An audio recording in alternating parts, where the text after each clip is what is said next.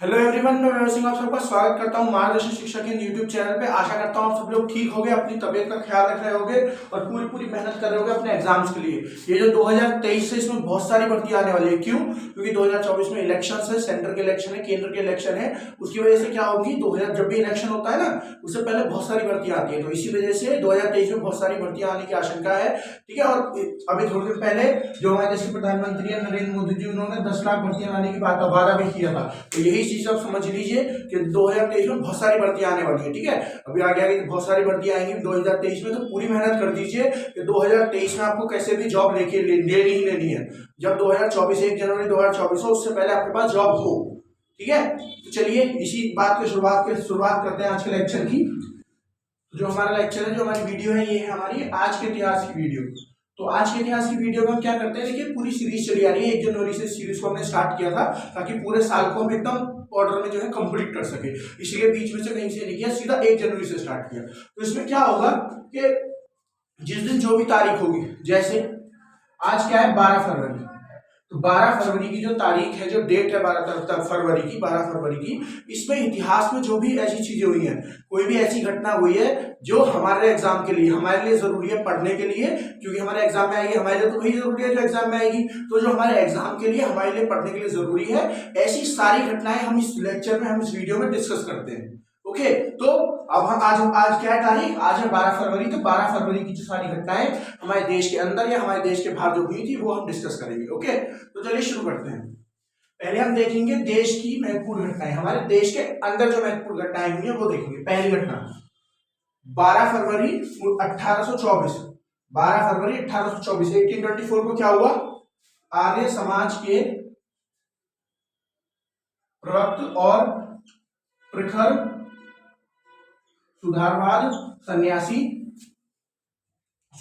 सन्यासी दयानंद सरस्वती का जन्म हुआ है।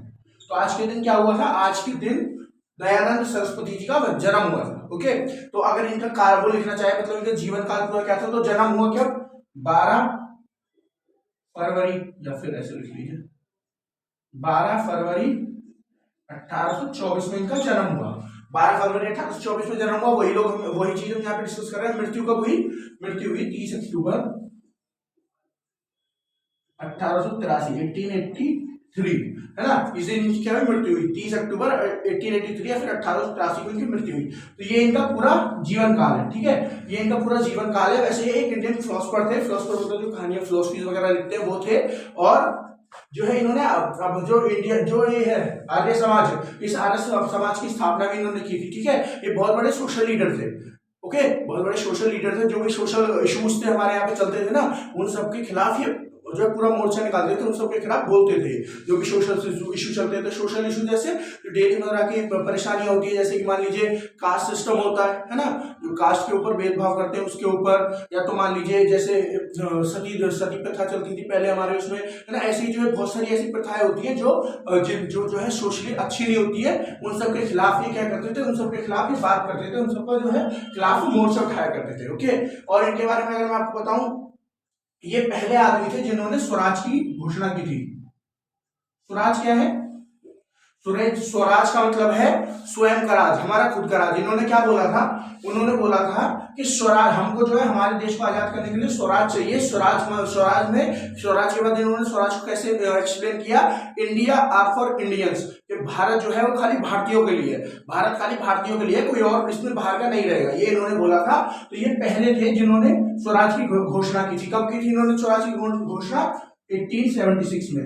देखो अगर हम कांग्रेस की बात करें, तो मैंने आपको पहले भी कई बार बताया कि कांग्रेस ने पहली बार स्वराज की जो कब की थी वो घोषणा, कांग्रेस ने पहली बार की थी आपकी 26 जनवरी 1930 को। कांग्रेस पार्टी ने पहली बार बोला था कि हमको स्वराज चाहिए, हमको क्योंकि क्या है स्वराज चाहिए, हमको अधूरा आजादी नहीं चाहिए, हमको पूरी आजादी चाहिए। ठीक है। ये किसने बोला था पहली बार, ये कांग्रेस ने पहली बार कब बोला था, 1930 में, 26 जनवरी 1930 में पहली बार कांग्रेस ने बोला था। लेकिन उससे काफी साल पहले बोल चुके थे। पहली कौन, जो आपके ये है दयानंद सरस्वती जी हैं, क्या बोला था इन्होंने कि 1876 में इन्होंने बोल दिया था कि हमको स्वराज चाहिए, हमारा देश को पूरा आजाद चाहिए, भारत में खाली भारतीय लोग रहेंगे, कोई बाहर का रोगी रहेगा, किसी और का राज नहीं चलेगा। वो दयानंद सरस्वती जी ने बोल दिया था। और इनके बारे में आपको बताऊं, ये जो आर्य समाज है इसके बारे में थोड़ा सा आपको बताया था उसके बारे में। आर्य समाज क्या था? आर्य समाज जो है वैदिक जो आइडियोलॉजीज होती है ना उनके ऊपर काम किया करता था। ये क्या करते थे, जैसे हमारे वेद हैं, 4 वेद है हमारे, तो ये चारों वेदों में जो आइडियोलॉजीज लिखी हुई है अलग अलग चीजों के बारे में वेदों ने बात की है ना, तो ये लोगों को उसके बारे में अवेयर कराता था। लोगों को पता था कि वेद हमारे बताता था, वेद हमारे क्या बताते हैं, वेद कैसे कैसे हमको क्या क्या सिखाते हैं, ये सिखाते थे, ये सब बताते थे। तो ये जो है आर्य समाज का काम था। आर्य समाज की स्थापना किसने की थी? दयानंद सरस्वती जी ने। तो दयानंद सरस्वती जो है ये भी वेद जो है हमारे उनको बहुत ज्यादा मानते थे और उन्हीं के ऊपर बहुत ज्यादा विश्वास करा करते थे, ठीक है, वेद के ऊपर। और इनके बारे में बताओ आपको, हाँ, जो हमारे देश के दूसरे प्रेसिडेंट थे, मतलब राष्ट्रपति थे, हमारे देश के सेकंड दूसरे राष्ट्रपति कौन थे? दूसरे राष्ट्रपति थे हमारे यहाँ पे हमारे देश के डॉक्टर सर्वपल्ली राधाकृष्णन। कौन? डॉक्टर सर्वपल्ली राधाकृष्णन। पहले कौन थे? पहले थे राजेंद्र प्रसाद, पहले थे हमारे देश के प्रधानमंत्री नहीं, राष्ट्रपति पहले थे राजेंद्र प्रसाद और दूसरे थे डॉक्टर सर्वपल्ली राधाकृष्णन।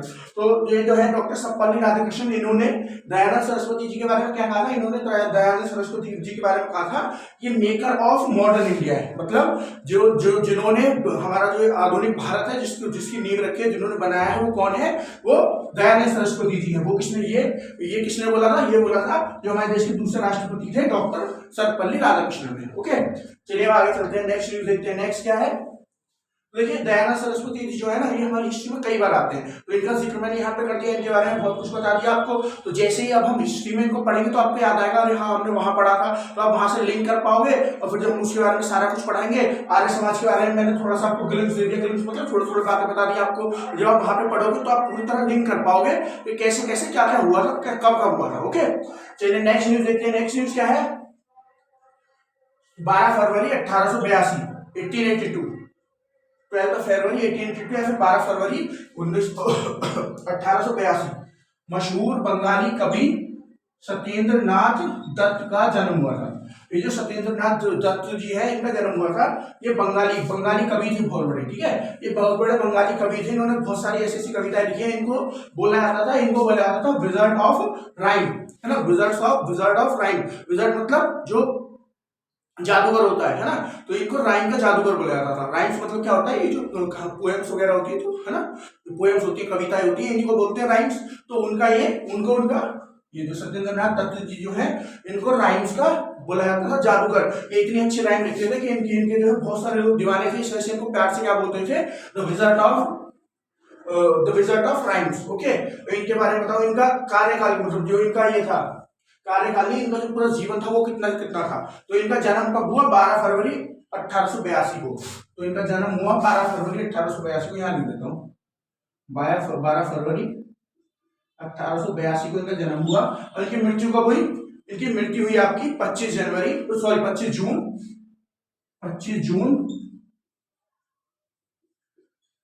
1944, 25 जून 1944, हाँ 25 जून 1944 की इनकी मृत्यु हुई थी। ओके, तो ये जो है बहुत ज्यादा एक्सपर्ट थे किस चीज में? पोएम्स में बहुत ज्यादा एक्सपर्ट थे, पोएम जो लिखा करते थे। फिर इनकी जो इंटेलेक्चुअल नॉलेज थी ना, वो भी बहुत अच्छी थी। इंटेलेक्चुअल नॉलेज मतलब ये जो आपकी पॉलिटिक्स वगैरह की नॉलेज होती है, सबसे रिलेटेड जो बातें होती हैं, इन सब में भी इनका बहुत ज्यादा इंटरेस्ट था। ये पॉलिटिकल एक्टिविस्ट भी थे, मतलब ये पॉलिसी जो भी बनती थी, क्योंकि इस टाइम पे तो पूरा अंग्रेजों का ही रास्ता जब तक इनका पूरा जीवन रहा है, तो अंग्रेज क्या कर रहे हैं क्या नहीं कर रहे, लोगों को उनके बारे में बताना, लोगों को प्रमोट करना, लोगों को बताना कि कैसे कैसे जो है ये हमारा फायदा उठा रहे हैं। इन सब कामों में क्या किसका बहुत ज्यादा फेमस थे, बहुत ज्यादा इनको महारत हासिल थी और ये बहुत ज्यादा ये काम करते थे, ठीक है, तो समझ गए आप। और इन्होंने जो है हमारी हिस्ट्री, जैसे जो हमारी मिडिवल टाइम की हिस्ट्री है, मिडिवल की हिस्ट्री में क्या आता है हमारे में, ये मध्य भारत की जो आपका इतिहास है उसमें क्या होता है? इसमें सबसे पहले आता है दिल्ली सल्तनत के बाद क्या आता है? दिल्ली सल्तनत के बाद मुगल राज्य आता है, ठीक है ना, मुगल साम्राज्य आता है। तो ये वाला जो पूरा पीरियड है, इसके बारे में भी इन्होंने बहुत कुछ पढ़ा हुआ था, ठीक है, तो मिडिवल हिस्ट्री थी, इसके भी ये बहुत बड़े इंटेलेक्चुअल थे, ठीक है। और इनके बारे में आपको मैं बताऊं, इनकी कुछ कविताएं बता देता हूँ मैं आपको, जो इन्होंने कुछ कविताएं लिखी है बड़ी बड़ी, जो बहुत ज्यादा फेमस हुई है, उसके बारे में बता देता हूँ। जैसे पहली कविता इनकी, जो इनकी बुक्स थी, इनकी कविता था, उसका नाम क्या है? सविता। देखिए आपको ये जो नाम मैं लिखूंगा ना, ये कुछ अजीब लगेंगे क्योंकि बंगाली में है सब नाम, ठीक है। तो सविता थी इनकी पहली जो कविता थी, मतलब जो पहली नहीं, जो इनकी बहुत ज्यादा फेमस कविता हुई थी पहली, सविता। इसका मतलब क्या है? इसका मतलब है द सन। सविता का मतलब सन, द सन।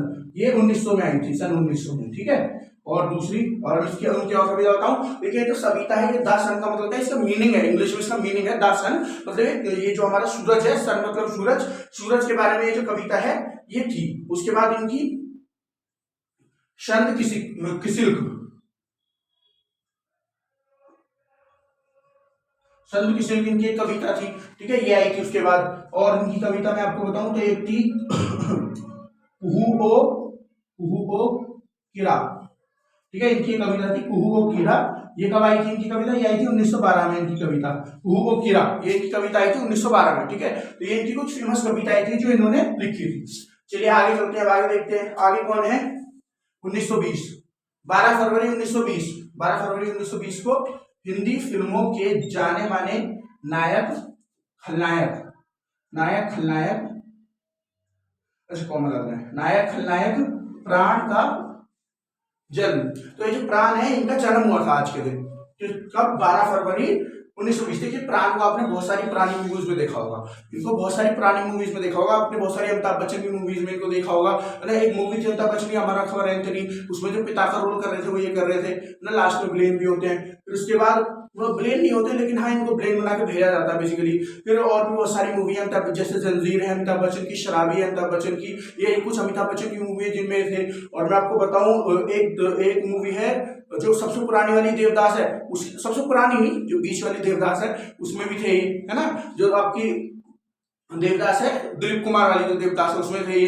तो बहुत सारी मूवीज है जो इन्होंने अपने पूरे जीवन काल में की है ना। तो इनका आज के दिन जन्म हुआ था। अब हम इनके बारे में क्यों पढ़ रहे हैं, है ना, टीवी एक्टर के बारे में हम लोग क्यों पढ़ रहे हैं, ये भी हमको पता होना चाहिए। टीवी नहीं, सॉरी, मूवी एक्टर्स के बारे में हम लोग यहाँ पे क्यों पढ़ रहे हैं। देखिए जो मूवी एक्टर जिनको कोई ना कोई ऐसा अवार्ड मिला है, जैसे पद्म विभूषण, पद्म भूषण या भारत रत्न, या ऐसा अवार्ड जो जिनको भी मिला है, उनके बारे में हम यहाँ पे पढ़ेंगे, क्योंकि हमको पता होना चाहिए, क्योंकि हमारे देश के हाईएस्ट सिविलियन अवार्ड है। तो इन्होंने कुछ ना कुछ ऐसा किया हुआ जिनके लिए इनको बुक मिले होंगे, अवार्ड मिले होंगे, मतलब अपने क्षेत्र में, जो फिल्मों वाला क्षेत्र है इसमें इनका नाम बहुत ज्यादा होगा। तो इस वजह से जो है इनके बारे में हमको पढ़ना बहुत जरूरी है। जैसे अगर मैं इनके बारे में आपको बताऊं तो इनको जो है पद्म भूषण मिला हुआ है। कौन सा अवार्ड मिला हुआ है इनको? इनको अवार्ड मिला हुआ है पद्म भूषण। कब मिला था इनको पद्म भूषण? इनको पद्म भूषण मिला था आपका, पद्म भूषण आप जानते हो ना कौन सा अवार्ड होता है पद्म भूषण? पद्म भूषण देखिए मैं आपको ऐसे बताता हूँ, सब ये हमारे देश के 4 हाईएस्ट अवार्ड होते हैं। 4 अवार्ड कौन से होते हैं? सबसे ऊपर भारत रत्न, उसके बाद पद्म विभूषण, उसके बाद पद्म भूषण, उसके बाद पद्मश्री। ये 4 हमारे देश के सबसे बड़े सिविलियन अवार्ड होते हैं। सिविलियन को मतलब जो आम नागरिक, जो आम आदमी होते हैं उनको जो मिलता है। तो इनको पद्म भूषण मिला था, पद्म भूषण इनको मिला था 2001 में। 2001 में इनको पद्म भूषण अवार्ड मिल चुका है। ओके, तो ये पद्म भूषण से सम्मानित किए जा चुके हैं 2001 में। और इनको 2013 में दादा साहब फाल्के अवार्ड भी मिल चुका है। दादा साहब फाल्के अवार्ड भी इनको मिल चुका है, ठीक है। अब ये दादा साहब फाल्के अवार्ड क्या है? देखिए फिल्मी दुनिया का सबसे बड़ा अवार्ड माना जाता है दादा साहब फाल्के अवार्ड, ठीक है। ये दादा साहब फाल्के जो थे वो थे जिन्होंने हिंदुस्तान का जो सिनेमा है उसकी शुरुआत की थी। तो इन्हीं के नाम पे अवार्ड मिलता है दादा साहब फाल्के। और ये जो है सबसे बड़ा अवार्ड माना जाता है किसका? हमारी फिल्मी दुनिया का। ओके, तो इनको 2013 में दादा साहब फाल्के अवार्ड मिला था। पद्म भूषण इनको 2001 में मिल चुका है। ओके, चलिए अब आगे बढ़ते हैं, नेक्स्ट देखते हैं। नेक्स्ट क्या है हमारा? 12 फरवरी 1922। 12 फरवरी 1922 को क्या हुआ था? महात्मा गांधी जी ने 12 फरवरी 1922 को क्या हुआ था? महात्मा गांधी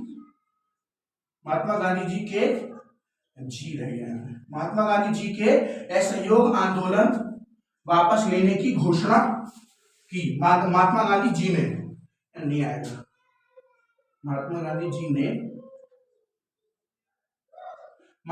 जी ने क्या किया आज के दिन? महात्मा गांधी जी ने असहयोग आंदोलन वापस लेने की घोषणा की थी। अब ये असहयोग आंदोलन क्या है, हमको ये पढ़ना है, फिर इसमें ये पढ़ना है वापस क्यों लिया गया था गांधी जी के द्वारा, है ना, वापस क्यों लिया गया था।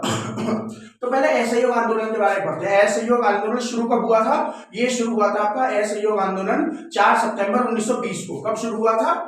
4 सितंबर 1920 को आपका असहयोग आंदोलन शुरू हुआ था। हिंदी में इसको बोलते थे असहयोग आंदोलन, और इंग्लिश की ऑडियंस के लिए, कोई इंग्लिश मीडियम का बच्चा देख रहा है तो इसको इंग्लिश में वो क्या बोलते थे?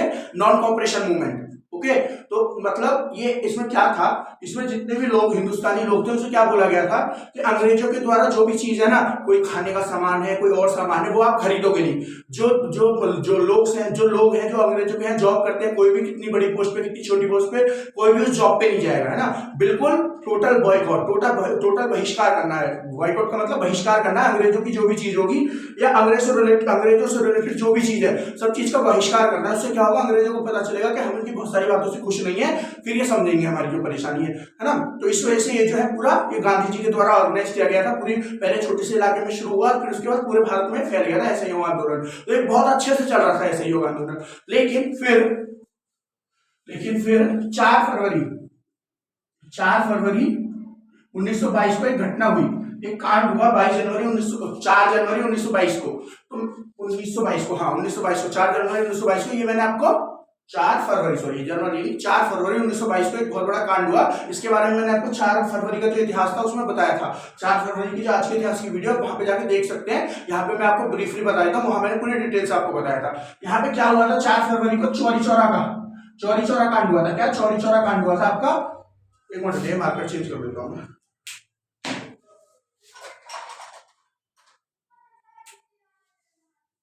हाँ, क्या हुआ था, चौरी चौरा का कांड हुआ था। अभी चौरी चौरा का कांड क्या था, चौरी चौरा का कांड हुआ था। अभी चौरी चौरा का कांड क्या था, देखिए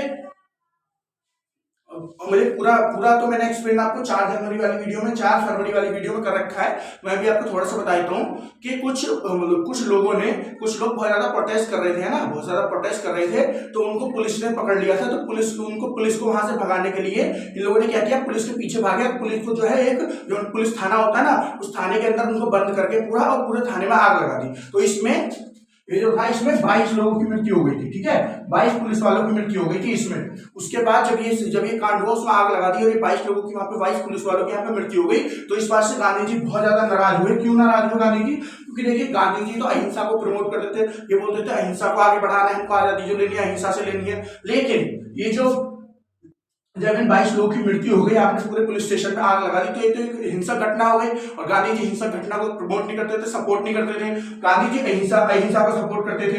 इस वजह से गांधी जी ने जब ये कांड हुआ तो उसके कुछ दिन बाद, मतलब 4 फरवरी को ये कांड हुआ पूरा, और 12 फरवरी को गांधी जी ने असहयोग आंदोलन जो है इसको वापस ले लिया था।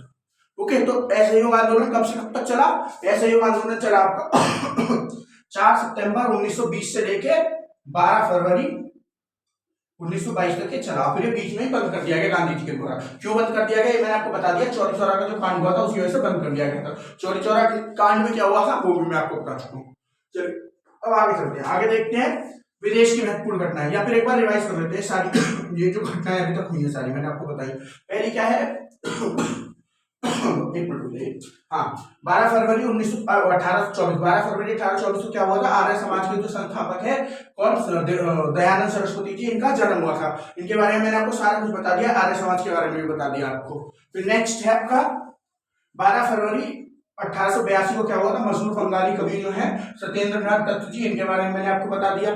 ठीक है, इनके बारे में मैंने आपको सारा कुछ बता दिया कि किस चीज के इंटेलेक्चुअल थे, ये बता दिया मैंने आपको। कविता कौन कौन सी इन्होंने कुछ लिखी थी बहुत फेमस, वो आपको बता दिया मैंने।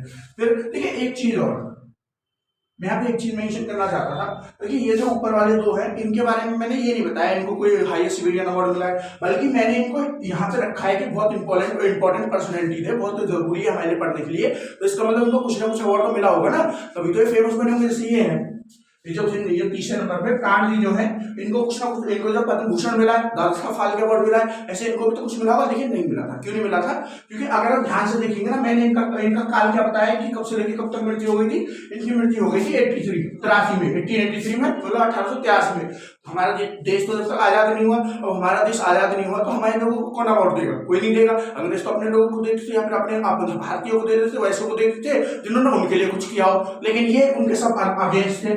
दयानंद सरस्वती जी भी इनके अगेंस्ट थे, सत्येंद्रनाथ दास भी इनके अगेंस्ट थे, है ना, उनके खिलाफ थे दोनों ही। तो इनको अवार्ड क्यों देते। देखिए ये जो है आपके दयानंद सरस्वती जी, इनकी तो 1883 में हो गई, इनकी मृत्यु कब हुई, इनकी हुई 1944 में। अभी भी हमारे देश को आजादी नहीं मिली, तो इसका मतलब आजादी नहीं मिली हमारे देश को, तो इसका मतलब कि इनको कोई अवार्ड देने वाला भी नहीं है, समझ गया। इसलिए इनको कोई अवार्ड नहीं मिला। ये जो प्राण जी हैं इनकी मृत्यु तो अभी हुई है, इनकी मृत्यु कब हुई है, प्राण जी की मृत्यु इनकी मृत्यु तो 2007 में हुई है, ये जो प्राण जी है आपकी, इनकी मृत्यु तो 2007 में हुई है। जन्म कब हुआ इनका? जन्म हुआ इनका 1920 में और मृत्यु हुई है 2007 में। तो इनको तो अवार्ड मिल ही सकता है, वैसे भी इनको अवार्ड कब मिला है? 2001 में मिला है। पद्म भूषण आपका, पद्म भूषण 2001 में मिला है, दादा साहब फाल्के 2013 में। वेल हमारा देश तो कब का आजाद हो गया ना, वेल आजाद हो चुका है, हमारा देश तो कब का आजाद हो गया, तो इनको इसलिए मिला ही है। ओके चलिए आगे बढ़ते हैं। फिर ये हम पढ़ने वाले हैं। थर्ड न्यूज क्या है?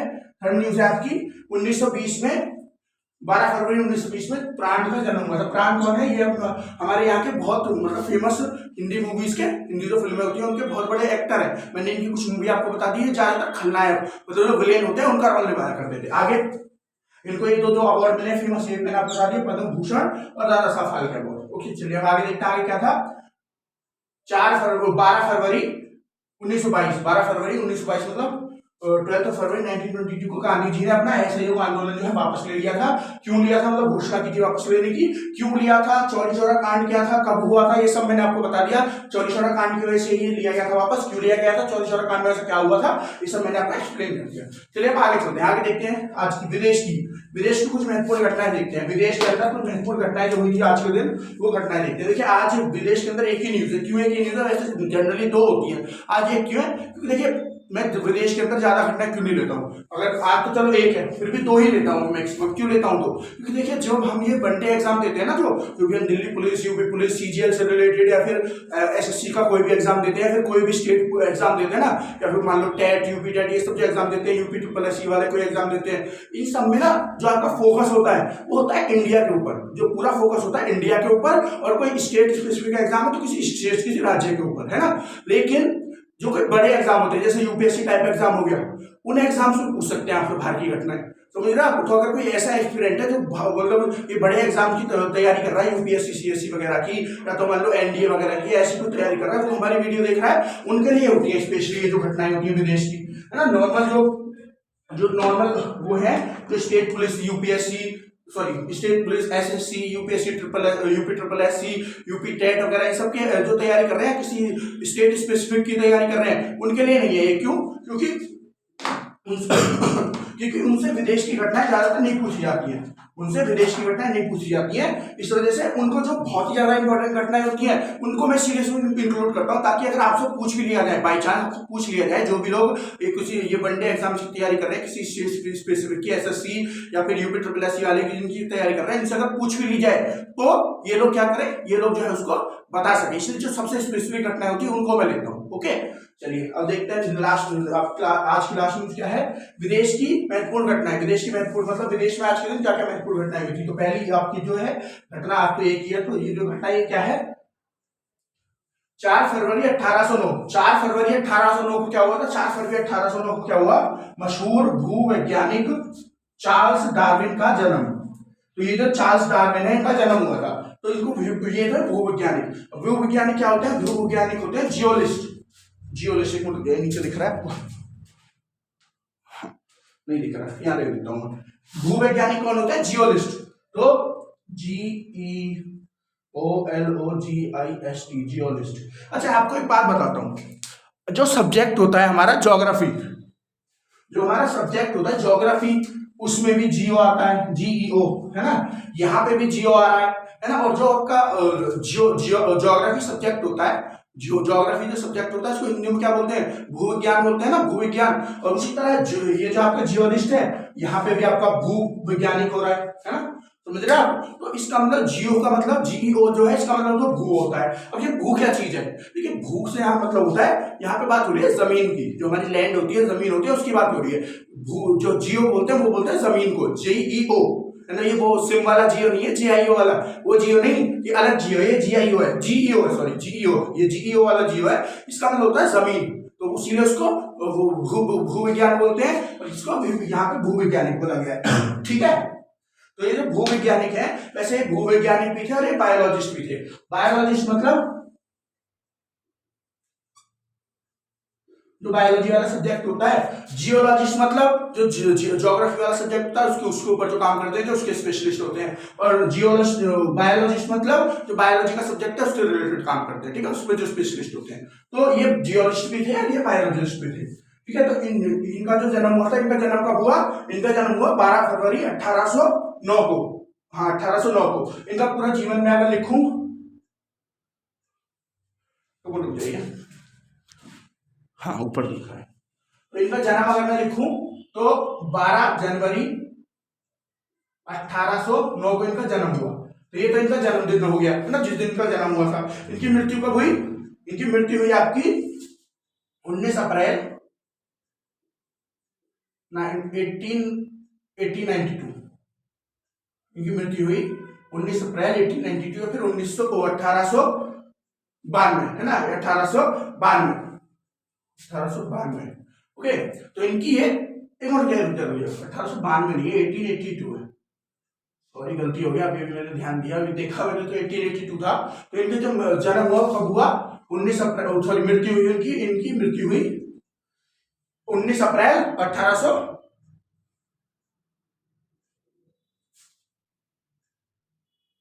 1882 को, है ना, 1882 को इनकी मृत्यु हुई।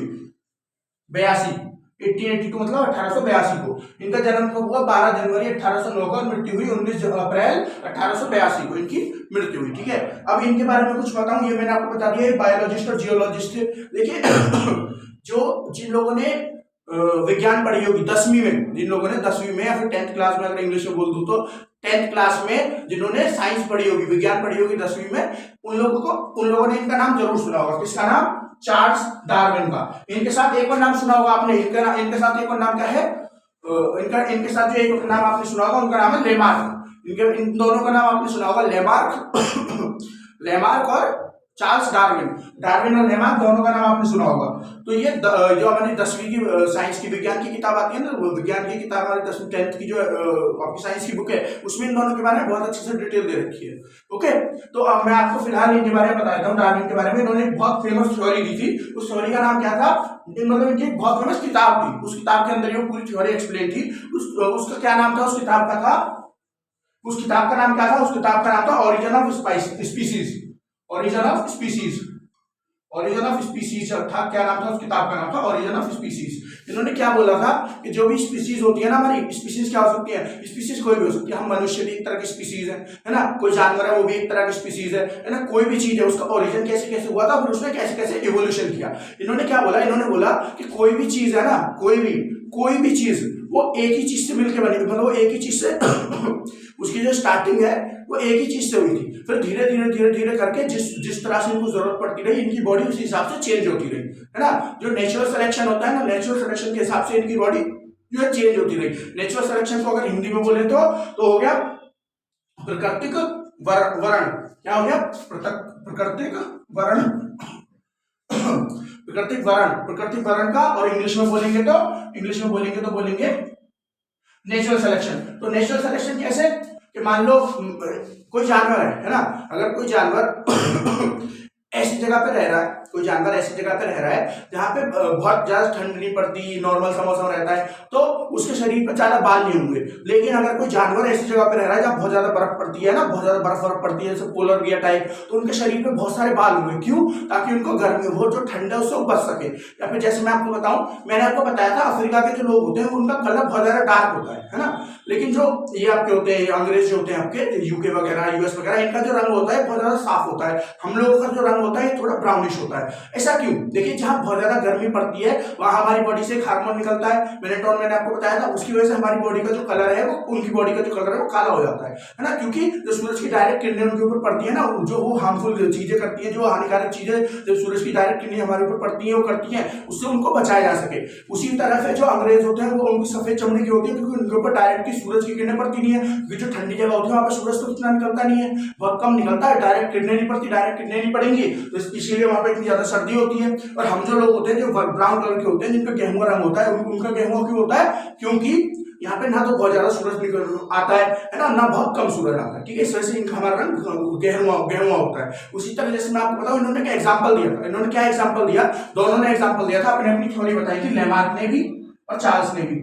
ये चार्ल्स डार्विन ने भी, डार्विन के नाम से आप याद रखिएगा, लेमार्क और डार्विन के नाम से आपको याद रहेगा। अगर आपने 10th की किताब पढ़ी हुई है, साइंस पढ़ी हुई है, विज्ञान पढ़ी हुई है 10th में, तो आप देखिएगा कौन से चैप्टर में, चैप्टर मुझे याद नहीं है कौन से चैप्टर में है, लेकिन इन दोनों के बारे में उसमें दोनों की थ्योरी को डिस्कस किया हुआ है। अच्छे से आप वहां से पढ़ सकते हैं इनकी थ्योरी को। तो इन्होंने एग्जाम्पल किसका दिया था, जिराफ का। जिराफ एक जानवर होता है ना, बहुत लंबी गर्दन होती है। तो इन्होंने क्या बोला, चार्ल्स डार्विन ने क्या बोला, चार्ल्स डार्विन ने बोला देखिए, जो आपके जिराफ थे ना, पहले जमाने में दोनों प्रकार के हुआ करते थे। जो जिराफ के पूर्वज थे वो दोनों प्रकार के थे, जिनकी छोटी गर्दन थी ऐसे भी और जिनकी लंबी गर्दन थी वैसे भी।